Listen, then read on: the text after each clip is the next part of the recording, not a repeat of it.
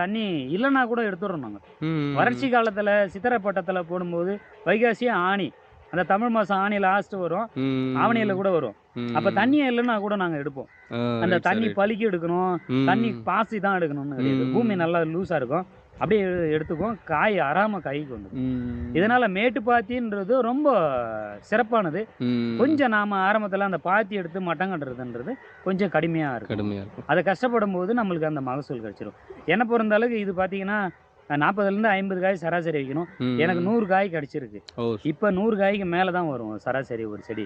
தனியா ம். இருக்கிற செடிலாம் 100 காய்க்கு மேல வரும். எவ்வளோ ஈல்டு எடுக்குறீங்க சார் ஒரு ஏக்கருக்கு? 32 மூட்டை பச்சை காய்க்கு 60 கிலோ ஒரு மூட்டை 32 மூட்டை எடுத்துட்டோங்க. பச்சை காய். பச்சை காய். ம். 1 ஏக்கருக்கு எடுத்திருக்கோம். இது எப்படி இப்போ நீங்க டைரக்ட்டா சேல் பண்றீங்களா? இல்ல இல்ல எப்படி எனக்கு வந்து மார்க்கெட்டுக்கு? எனக்குன்னு இல்ல. பொதுவா எண்ணெய் வித்துக்கள்ல இன்னைக்கு உலக நாட்டிலேயே ஒரு டிமாண்ட் இருக்கு. அப்ப ம். அத நம்ம மதிப்பு கூட்டல் பண்ணி விக்கிறோம் நானு. ஓ! நேரடியா நாம